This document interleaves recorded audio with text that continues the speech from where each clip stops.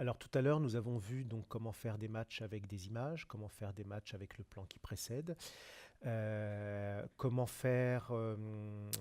comment avoir une lecture continue sur un ou deux plans, un qui précède, un qui se succède. Et on a vu rapidement le bouton Shot Matcher. Là, on va essayer un peu plus de voir comment on peut l'appliquer avec le contrôle continu des images, de la lecture. Donc, ça va nous faire une petite révision. Donc, je me mets directement en 3 up, par exemple. Je vais commencer en 2 up, tiens, pour commencer. Donc, cette tête de lecture-là, je vais la placer au début, comme ceci. Celle-ci, je la place au début du troisième plan. D'accord. Je fais une lecture pour commencer. Vous voyez que l'autre ne bouge pas. C'est normal parce qu'il est sur stop, ici. Donc, je le remets sur play. Je reprends. Je pousse ma tête de lecture au début. J'appuie sur play. Là, je vois comment les deux agissent. Voilà. Ensuite, une fois que j'ai fait cette première, on va dire, ce premier diagnostic, là, bien sûr, je me rends compte que les deux ne sont pas absolument pas cohérents, forcément, parce qu'il y en a un que j'ai étalonné et pas l'autre. Et là, je peux, dans un premier temps, décider justement de faire le color match avec ce bouton-là, donc qu'on a vu tout à l'heure rapidement. Donc, on va le réutiliser. Et voilà. Et donc, là, il m'a copié cet étalonnage-là, il me l'a mis ici, et je le vois ici dans Auto Color Match. Et quand je clique dessus, vous voyez ce qu'il me dit. Il me dit, ce shader n'expose aucune commande, il a été créé par la fonction de correspondance automatique des plans. Donc ça veut dire, bien ce que ça veut dire, c'est que je ne peux pas le rectifier. Vous voyez, je peux le désactiver ici, d'accord, mais je ne peux pas le changer.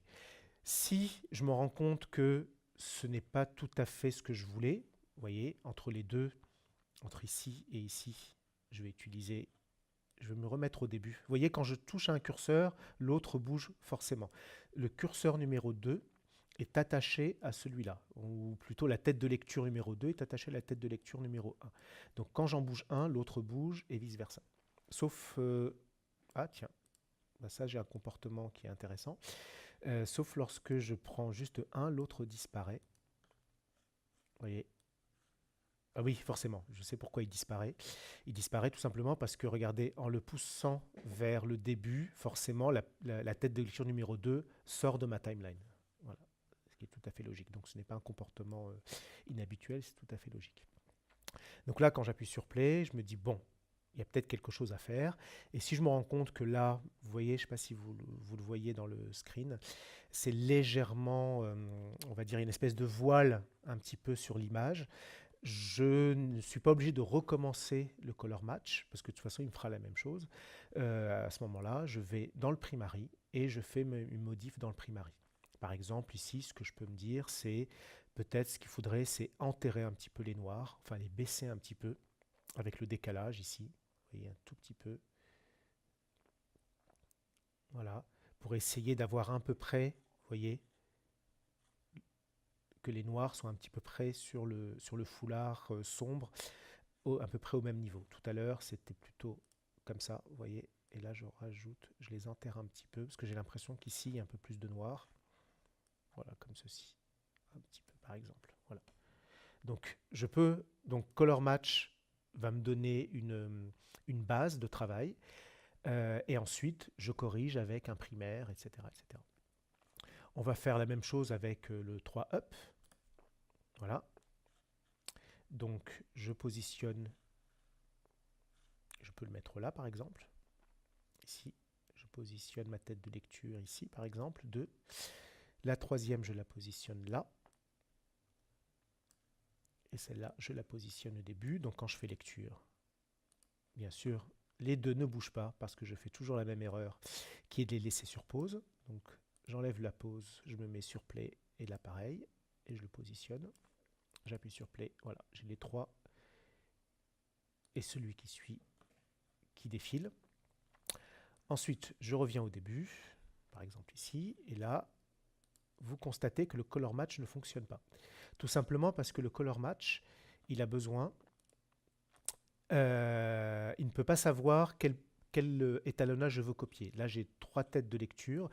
Je peux en avoir jusqu'à 9, vous voyez, donc je peux vraiment en avoir beaucoup. Pour un film assez long, c'est intéressant parce que je peux mettre une tête de lecture en début de film, une en moitié, au milieu, une à la fin, encore une fois à condition qu'il y ait une cohérence entre les séquences, que je matche des séquences qui soient cohérentes entre elles, par exemple des intérieurs dans un certain lieu ou des extérieurs dans un certain lieu, comme ici en l'occurrence la forêt. Et là, je ne peux pas faire le color match parce que justement, il ne sait pas sur quoi il va se baser. D'accord. Donc, pour qu'il sache, j'ai besoin d'avoir seulement deux. Je vais essayer de l'enlever. Voilà. Alors, j'y arrive pas parce que je suis toujours en 3 up, donc je vais me remettre en 2 up. Et je me mets sur ce plan-là et sur celui-là, on va dire. Et celui-là que je viens de corriger. Et là, je vais pouvoir faire mon match. Voilà. Donc là, il m'a fait le match. Donc c'est toujours, il va prendre ce qu'il y a dans le 2 et il va le mettre dans le 1. C'est le 1 qui va être notre plan final qui sera matché.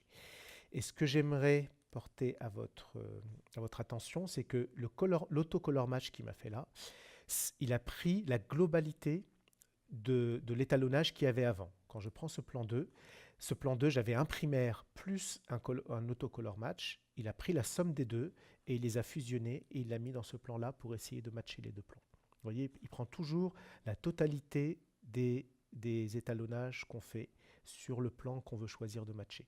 La seule exception, ce sont les masques. Donc si vous vous amusez à faire des masques autour du visage, à faire même du tracking de visage, etc., il ne va pas le matcher. C'est tout simplement logique parce que un masque, c'est sur une partie de l'image. Quand on fait un masque tracking, c'est sur une partie de l'image qui bouge et forcément, on part du principe qu'on n'aura absolument pas le même masque au même endroit avec le même tracking ailleurs. Donc, c'est pas la peine de le copier, ça fera tout simplement. Le résultat ne peut être qu'aléatoire. Donc, mis à part les masques, tout le reste, il le copie intégralement d'un plan à l'autre avec ce fameux bouton Color Match.